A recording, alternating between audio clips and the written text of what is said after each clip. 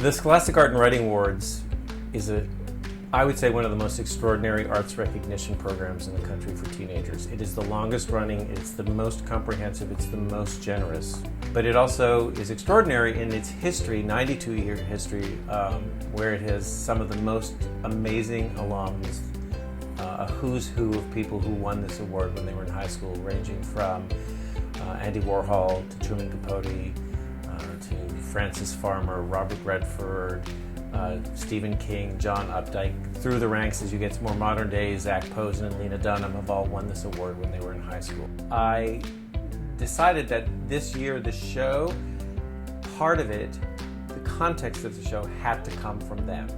And how would we contextualize the show using the students and their participation and their input? It had to be through social media. And it would be the first time we'd ever done that. Working with Sprinklr, in a very fluid, very seamless way, we were able to create our own version of a Backstage Command Center, backstage at Carnegie Hall, and fluidly integrate it into the ceremony. And I think it worked out quite well, actually.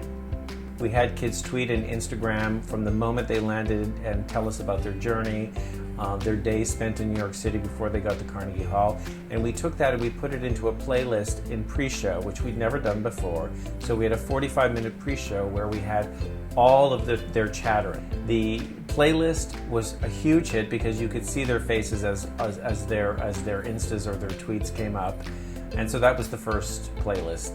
During the show, we created two specific playlists that could be discussed in a Backstage Command Center with two hosts. And you could see exponentially a difference in their engagement in the house because they felt much more part of the show. They weren't just passive all of a sudden. They weren't just listening to people speak. They were actively engaged. And that engagement to me is what got me most excited. And that was the chatter I heard from them after the show. That was the chatter we've been emailed at. And I believe our engagement, I mean, the amount of activity on Twitter and Instagram spiked exponentially during the show and right after.